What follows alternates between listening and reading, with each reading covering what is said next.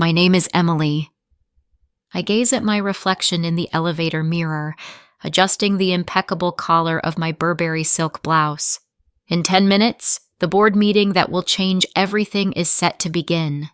5 years of humiliation, 5 years of pretending, 5 years of playing the obedient daughter-in-law are coming to an end. Barbara, my favorite mother-in-law, is of course already there, in the conference room on the 47th floor. She is likely adjusting her counterfeit Chanel and rehearsing her next cutting remark aimed at me. I smirk at my reflection. Today, I'll let her call me the coffee girl for the last time. The elevator doors open, and I step into the reception area with a silver coffee pot in hand. My Harvard MBA and my position as CEO of NovaCore Industries, the country's largest tech company, remain my little secret. For now. Oh, finally! Barbara theatrically rolls her eyes. Emily, dear, you know how important this meeting is. We're waiting for the CEO of NovaCore. Couldn't you have come earlier?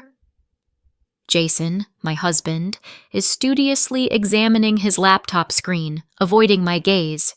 In 5 years of marriage, he has perfected the art of silent complicity. Coward. My apologies, Barbara. I begin pouring the coffee deliberately slow and steady. Traffic. Of course, traffic. She sniffs. You know, darling, if you spent less time shopping and more time learning about the family business. I let her words dissolve into the background.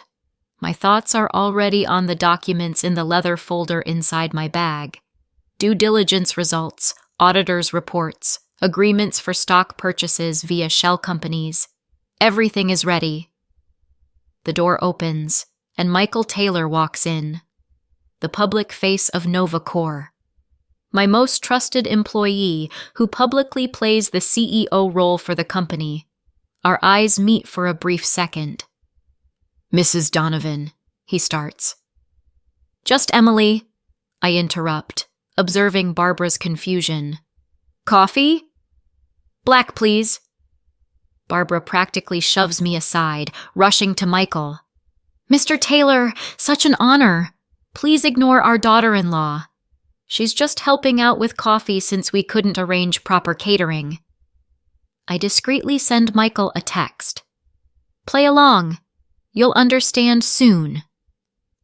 For the next half hour, I watch the performance unfold. Barbara touts the greatness of the family business while carefully omitting any mention of declining sales and impending bankruptcy. Jason nods along like a nodding doll, and the board of directors, mostly consisting of the family's elderly friends, pretend to understand. And of course, Barbara beams, with Jason taking over next month, we expect explosive growth. My phone buzzes. It's time. Excuse me, I say, gathering my things. I have to go. Typical, Barbara huffs. No respect for family matters. That's why we keep the business within the real family. I smile, finally ready to drop the act. Actually, I have a board meeting to attend. Michael, I'll see you there. He grins. Of course, Madam CEO. The room falls silent. Barbara's cup slips from her hand, shattering on the floor. CEO? Emily, what's happening? Jason pales. Perhaps it's time to clarify who is acquiring whom, I say, presenting the folder of documents. NovaCore Industries, my company, already owns 48% of your business. Today's offer is for the remaining 52%. Impossible! Barbara gasps. We would have known! Really? I slide my finger over the documents. Like you knew about the shell companies buying up your stock? Or the real reason your major contracts were canceled last quarter? Jason grabs the papers, desperation etching onto his face. You've been spying on us? On your own family? I laugh. No, Jason, I conducted due diligence. Something you might have noticed if you actually read the reports I gave you last year. But you chose to believe your mother when she claimed I was meddling in family affairs. These numbers, they can't be right. Barbara frantically reviews the documents. Everything checks out, Michael confirms. Mrs. Donovan was very thorough. All this time, serving coffee, letting us think that I was just the coffee girl. I adjust my jacket. While you were busy trying to keep me in my place, I was studying every aspect of your company. It wasn't difficult. Your weaknesses were glaringly obvious. We'll fight this! Jason's voice trembles. Our lawyers. Your lawyers, I interrupt. Work for the board, not your family. And as of today, the board works for me. Barbara slumps into a chair. Why all the pretense? I allow myself a moment of reflection. 5 years ago, I offered to help. I had the expertise, connections, and capital to turn things around, but you looked me in the eye and said, what was it again? Ah, yes. Gold-digging daughters-in-law should know their place. Checking my watch, I head toward the exit. I have a company to run. Emily, wait! Jason jumps up. We can talk about this. Like we discussed last Christmas, when your mother announced you as CEO and you sat silently while she told me to focus on more appropriate activities like planning dinner parties. I shake my head. That time is over, Jason. Now it's business. The click of my heels echoes on the marble floor as I walk toward the elevator. In the mirrored walls, I see what Barbara never could. Not just a daughter-in-law, but a force of nature. My phone buzzes with another message from Michael. Brilliantly played, boss. The board is ready when you are. I smile. The real work will begin tomorrow. Restructuring, innovation, leadership. But today is about justice served with a touch of irony and a perfect cup of coffee. The elevator doors open to the lobby where a group of board members awaits. Mrs. Donovan, they greet me respectfully. Through the glass doors, I see reporters gathering. News travels fast in the business world. I straighten my shoulders, ready to face the press. Let them tell the story of how the coffee girl became the CEO. Let them write about the family that underestimated her. But most importantly, let them watch as I transform a failing family business into something extraordinary. The press conference goes off without a hitch. I lay out my vision for the company's future. Digital transformation, sustainable manufacturing, and job security for all current employees. The journalists are captivated. The story of a young woman secretly building a tech giant while serving coffee is exactly what they crave. Mrs. Donovan, what will be the role of your family in the company moving forward? A reporter shouts from the crowd. All hiring decisions will be based entirely on qualifications and merit, I reply diplomatically, though the mere mention of family still stirs a fire inside me. My phone is buzzing nonstop. 37 missed calls from Jason, dozens of messages from Barbara. But one email catches my attention. From Robert, my father-in-law. You outplayed us all. I should have listened 5 years ago when you warned about the outdated systems. The company is yours now. Just please take care of our employees. At least one of them had the grace to acknowledge defeat. The board meeting that follows is brief and decisive. My restructuring plan is approved unanimously, and by the evening the company's stock has surged by 12% on the acquisition news. As I finally step outside the office, Jason is waiting by my car. You've stooped to a new low, he hisses, using our marriage to spy on the family business. I open the car door calmly. Interesting. Watching your mother belittle me for 5 years was acceptable, but protecting the company and its employees from incompetent management is a low? Mom was right about you. You're nothing but— Careful, Jason, I interrupt. Your prenuptial agreement is voided if you publicly defame me. Section 7, paragraph 3. A clause your mother insisted on. Ironic, isn't it? His face flushes. You won't get away with this. I already have, I reply, getting into the car. And yes, Jason, I've taken my things from the house. You'll receive the divorce papers tomorrow.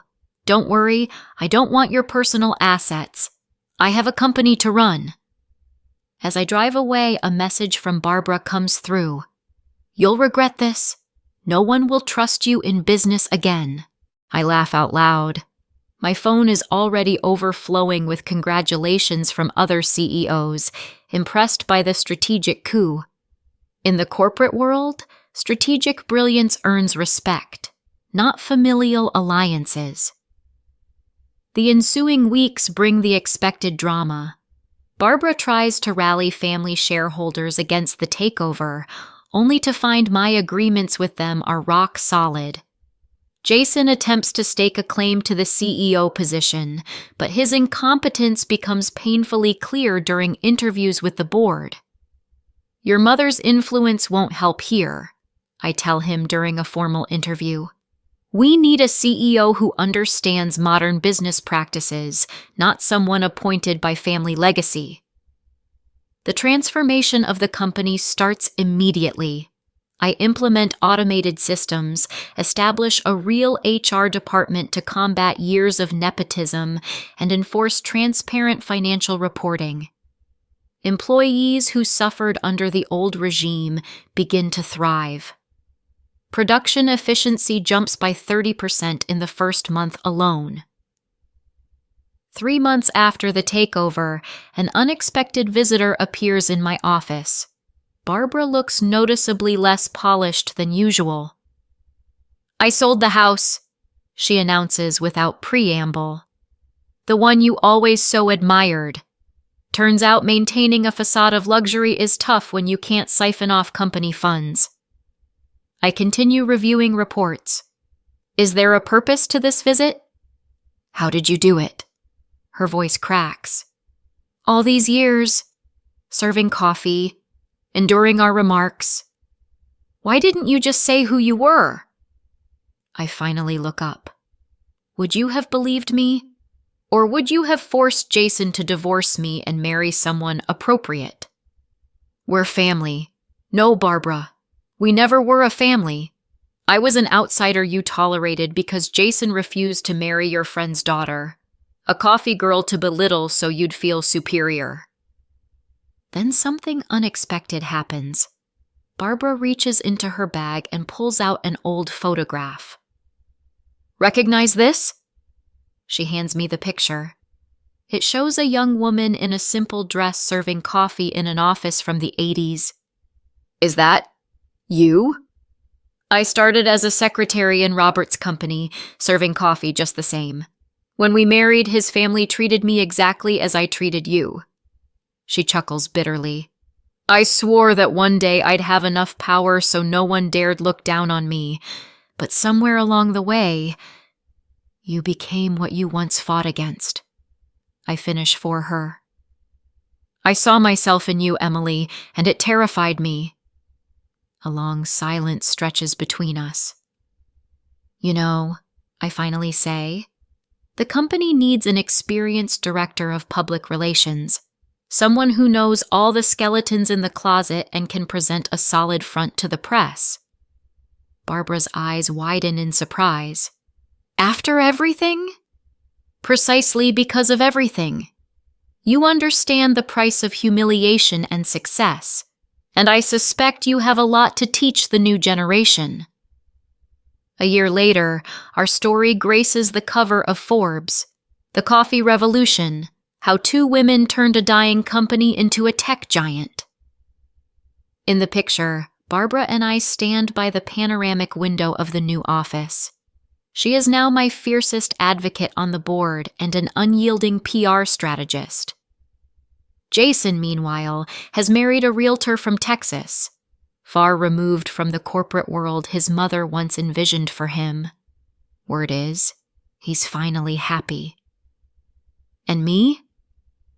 I still come into the office early each morning to brew my own coffee. It reminds me that the greatest empires sometimes start with a single, perfectly poured cup. On my office wall hang Barbara's old photograph and another one of me serving coffee at that fateful meeting. Beneath them, a plaque reads, "Never underestimate a woman with a coffee pot. She might just be your future boss." In the end, the best revenge isn't just success. It's the ability to turn adversaries into allies and learn to laugh over past grievances with a cup of perfectly brewed coffee. Did you like the story? Write your opinion in the comments. Don't forget to subscribe to the channel and turn on notifications so you don't miss the next interesting story. See you tomorrow.